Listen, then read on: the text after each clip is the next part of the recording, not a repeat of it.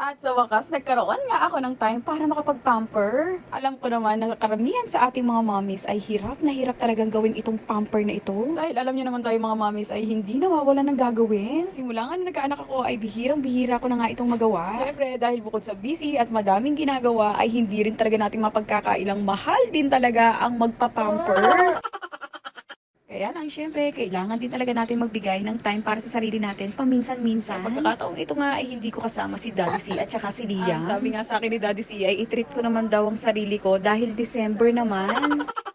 Dito ko nga naisipan magpalinas sa SM dahil pupunta rin naman ako dito sa SM Department Store. Bigay nga ng gift check ang isa sa mga sponsors ni Liam. At dahil nga sabi ni Daddy C ay i-treat ko daw ang sarili ko, abay nilubos-lubos ko na nga. At nagkaroon nga ako ng pagkakataon para bumili ng 3 bag. Oo, huwag kayo mag-alala, hindi para sa akin lahat yan. Ipangre-regalo ko yung 2 at syempre sa akin naman yung isa.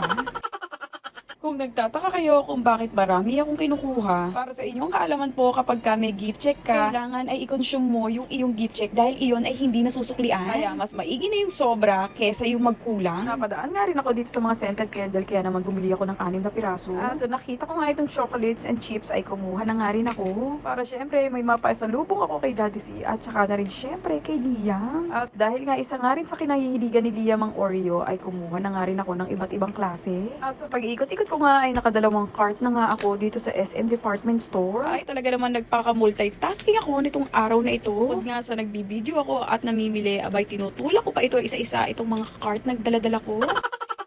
Tapos isabay mo pa itong palyadong cart ng SM. Dami na nga itong mga kinuha ko dahil nga kapag sumobra ito ay dadagdagan ko na nga lang. Worth 15,000 gift checks nga ang regalo kay Liam ng kanyang isang sponsor. At sa mga puntong ito nga ay hindi ko na nga alam kung magkano itong 2 cart na ito. Kung nga sa hirap na hirap ako itulak itong 2 cart na ito, hirap na hirap din talaga ako humanap ng counter na kukonti ang pila.